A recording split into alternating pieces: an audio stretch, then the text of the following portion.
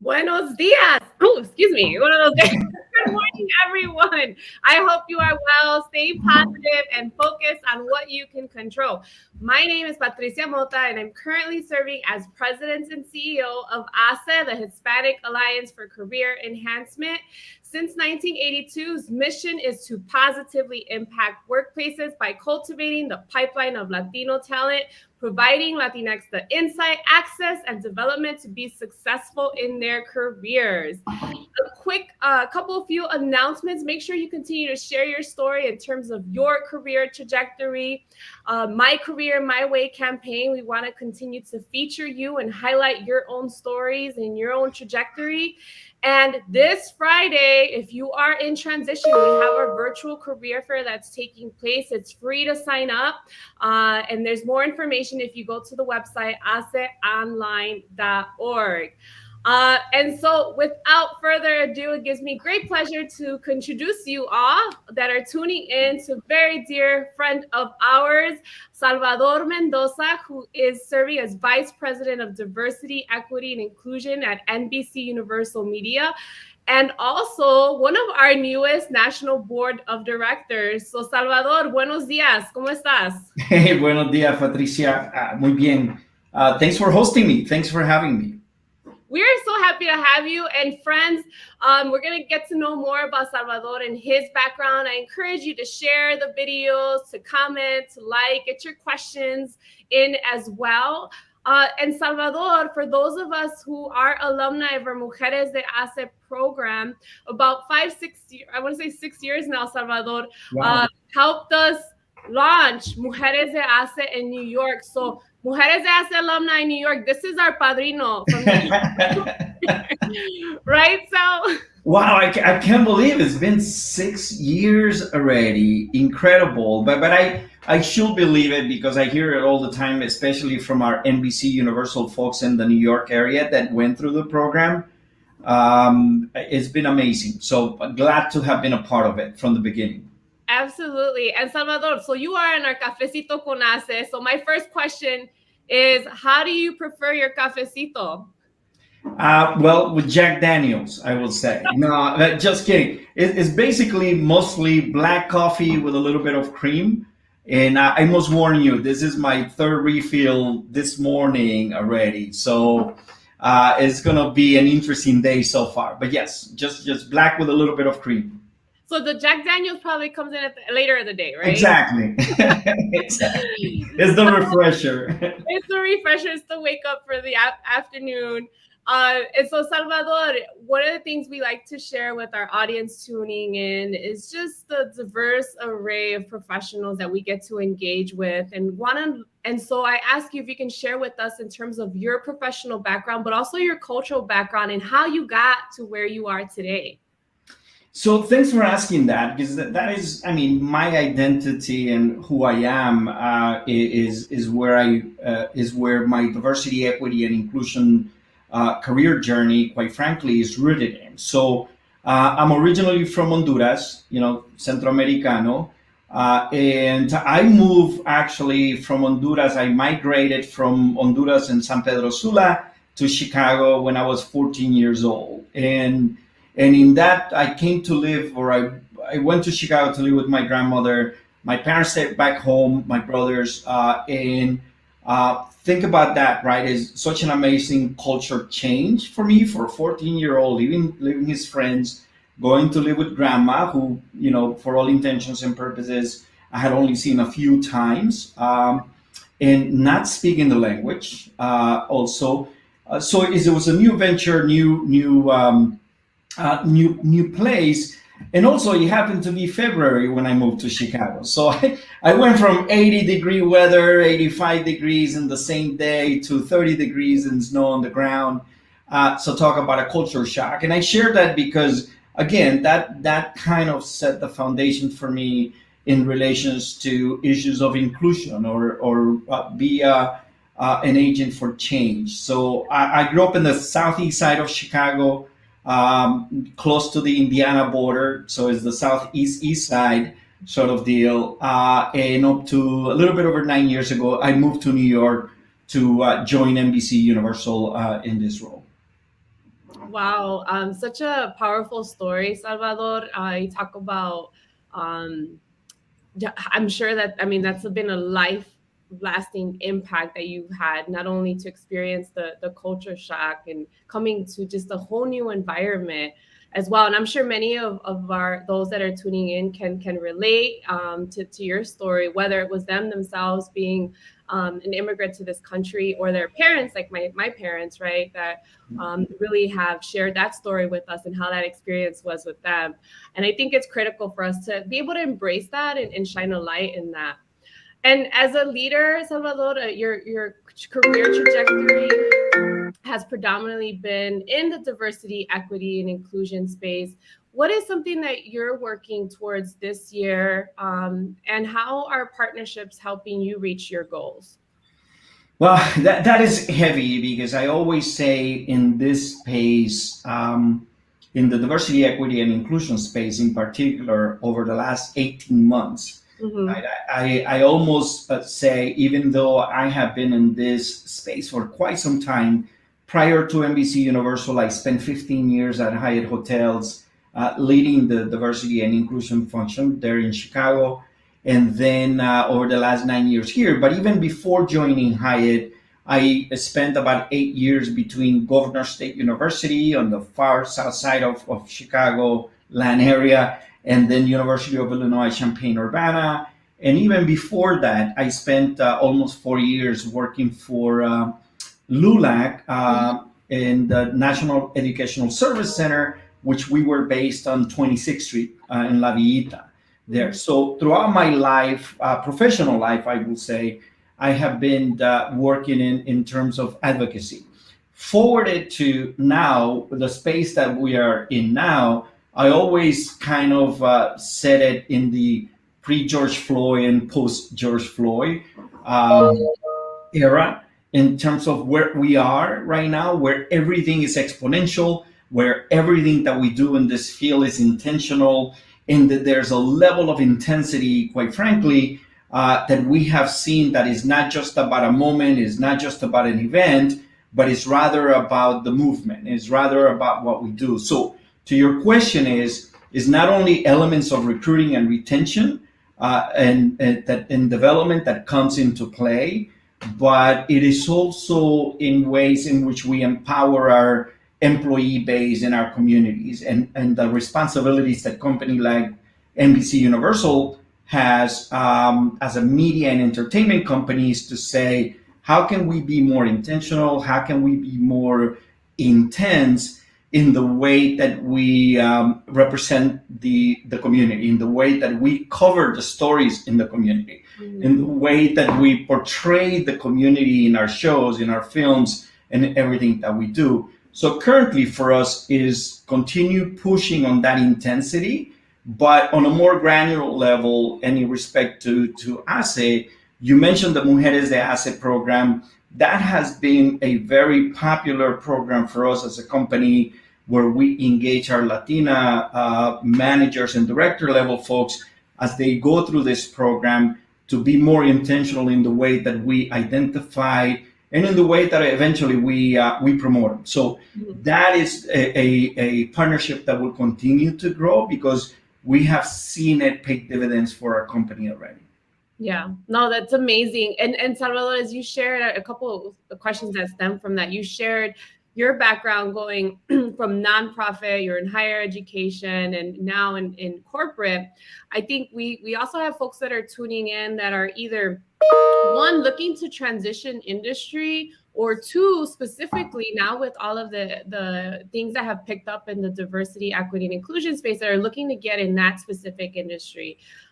Any piece of advice for that individual that's looking to has those transferable skills but are finding it challenging to go into a different industry? And then the second part being is specifically with diversity. Yeah, and I always say, right, I for me, I was fortunate enough that I learned early on in my professional career, even going back to college, that I learned in my purpose, and my purpose was advocacy. And for me to understand that, right, that I am an advocate and that my purpose is advocacy to that extent is either I did it in a non-for-profit or I did it in higher education or in hospitality or now media and entertainment. The rules of engagement are the same. And I think for you, individuals that are committing to working in the diversity and inclusion space is you don't necessarily have to have the title of diversity, equity, and inclusion. In many respects, Patricia, Yep. you are exercising that, right? In the way that you advocate for the community, in the way that you advocate for individuals in the corporate sector, in the community as well for advancement. So for my advice to all of you is to better understand what is the skill set in relations to community advocacy, in relations to business development, and how does that tie into the bottom line of the company, but also in the efforts of how do you create the culture of allyship, a culture of connection and networking within the company. For us, especially again in this space where we are right now, allyship has been more intentional where our executives, in particular our white male executives, are raising their hand and saying, hey, I get it. I see you, I hear you, and I'm here with you. And they're raising their hand, and oftentimes they're saying, but I need to, how do I do this, right? And for me, it is a way for me to meet them where they are and try to figure out how do we advance the mission overall. So if you're thinking about diversity, equity, and inclusion as a professional, or if you're pivoting to that, is find out exactly what drives you and what is it that you can bring to an organization, be it in the non-for-profit, be in corporations or otherwise, is what is it that you bring to the table from your skill set that is going to help that organization grow culturally, disrupt the system, quite frankly, in a way that you can be an advocate for the community, for the employees, and for the organization, for the company, and not necessarily in that order, but you have to be able to advance those missions along the way. Wonderful tips and insight. You all tuning in, if you have any questions, comments, feel free to include them in the chat now. And we have Joseph Salcedo. Question is, what advice does Salvador have for higher education administrators, educators to make the leap into corporate DEI space? There is a wave of BIPOC professionals, so this is Black, Indigenous, people of color, leaving the field due to burnout, low pay. So anything you would add on, right? I think you just gave some great tips. Yeah, Joseph, thank you for that, because that's exactly where I was 24 years ago, right? And my last job prior to joining as starting a new role and a new function for Hyatt Hotels as Director of Diversity, I was doing admissions and counseling at Governor State University. So that is exactly how I pivoted. And I'll be honest, I said no a couple of times to Hyatt Hotels at the time because in my head, I was finishing my master's degree in educational administration. My goal was to be a provost. I wanted to be a provost at a university because I always saw the provost as that person, as he or she, as the COO of educational or higher education. So that's what I wanted to do. And when Hyatt came calling, I said, no, corporate is too cutthroat. I don't want to go there. And then he was reminded that higher education is about cutthroat and the hierarchies and all of that. And I said, I'll take the leap. So my advice to you is take the leap, but be ready, depending on where you are in your space in higher ed, be ready to perhaps take a lateral step or a step back.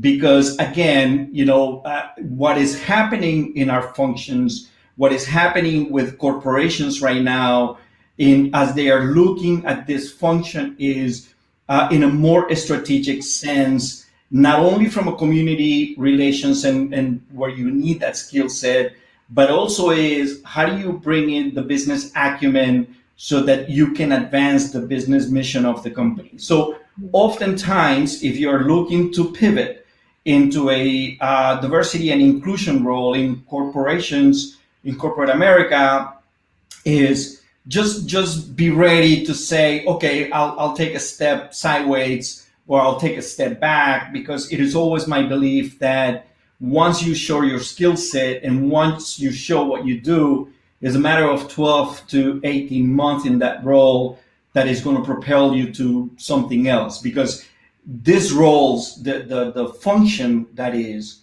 it is evolving at a very rapid pace. I have seen the proliferation of roles in companies that I had never heard of before that are forming diversity and inclusion roles in their companies. So my advice is take the lead. Yeah, wow, that's a great insights and nuggets there. We have Ariel Morale. What is one of the biggest challenges within your DEI work that has left an impact on you within your career and is driving you to continue? Great question. Wow, that is amazing. And I'll tell you one for me when I talk about advocacy, right, and impact. So I was very hesitant to join NBC Universal over 9 years ago from Hyatt. Fantastic company, Hyatt, Chicago. You can tell I'm a Chicago boy. I'll never, even in New York, I'll be representing Chicago. And I was hesitant in joining NBC Universal because again, Hyatt, great company, we're doing great work. It is Chicago. My family, my wife's family, is still there. But I took the leap, number one, because I've been a fan of NBC Universal forever, or 30 Rock, right? And also because I always believe that media and entertainment have a personal responsibility to our community, and quite frankly, are responsible for oftentimes perpetrating stereotypes in the way that our shows before depicted characters in shows, in film, or news in the way that they cover. And that's from local all the way to network. So for me, when I joined NBC Universal, to your question, Ariel, is I always see that as a challenge to say, how do we start turning that ship, right? Because media and entertainment, it's a long history of these stereotypes. It's a long history of how media and entertainment covers the news, covers our community, or lack of cover of our community. That to some extent is filtering even now. But for me, what validated for me, that left an impact in having made the right decision, was that when I joined in 2012, I joined the company. That was around the time when President Obama was doing his second run for president. As it is now and then and in between, the issue of immigration is always on the news, right? Especially in particular during a presidential run. At that time, even our network, NBC Universal, whenever they referred to the community, it was illegal alien and the illegal aliens to that extent. So even then, 2012, when I joined, now I said I migrated to Chicago, right, from Honduras. I was undocumented also for a couple of years. So undocumented, formerly undocumented, I'm a citizen now, but I'm an immigrant. Of course, I pay attention to that. And long story longer, it seems. I basically, I remember I joined in August. By October, I start hearing everybody on our news cycle from the MSNBC, the NBC networks, CNBC, throughout the day, on this day, that everybody's addressing the community as undocumented immigrant. Well, I connect with my boss. I said, "Hey, listen, I'm hearing this stuff. What's going on?" As it turns out, he said, "Oh yes, I forgot to tell you." He forwarded to me a memo or an email that basically the chairman of news sent out to everybody, affiliates and network of NBC Universal, every news group, from local to networks, to say, from here on forward, this network is going to refer to the community as undocumented immigrant. Yeah. So for us, I'm very proud to say that we were the first. Now everybody does it, but I will say we were the first major network that I would like to say that took that position that said we're going to do that, and if anybody comes in our shows, we're going to politely correct them to say that in our network we say that, right? I love Again, that, Salvador. everybody's doing it now. Well, except one network. Well, not I suppose we, except with the exception of one network that continues to do that. But I'm very proud of that. So for your question, Ariel, is that left an impact early on and validated for me why I needed to be where I am. And now forward to today, right? We are the DEI department is part of the process of looking at brand standards. Our brand standards team have reached out to me to look at scripts to say, hey, are we saying the right thing? What do you think about this? There's a flag. So all of that engagement for me has validated and quite frankly has made me stay.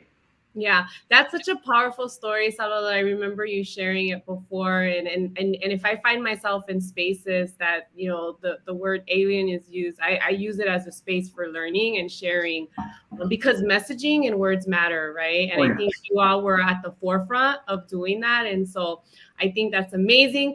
We have to wrap up, unfortunately. Our time is to an end. Salvador, one last comment or something that you're hopeful for the remainder of this year. Yeah, look, especially for the Latino community, right? For Latinos and Latinas in this space right now, number one, certainly the allyship to other communities is imperative, but also this is the time where you need to feel empowered to create change. Support organizations like HACE, but also get involved, get engaged with your community, demand, right? But make sure that demand is fueled by empowerment and not entitlement. And there's a fine line between those two. So, and also I'm available. So you can get my information through HACE. I am glad. Thank you for trusting me, Patricia and Olga, as the chairwoman. Thank you for trusting me, and the board of directors for trusting me to be part of your team. We're super excited to have you a new board member. You're a longtime friend of not only Olga and myself, but the organization. Thank you for joining us today. Thank you for all of you tuning in. Make sure to reach out, continue to share this video. Y hasta la próxima. Until next time. Hasta luego.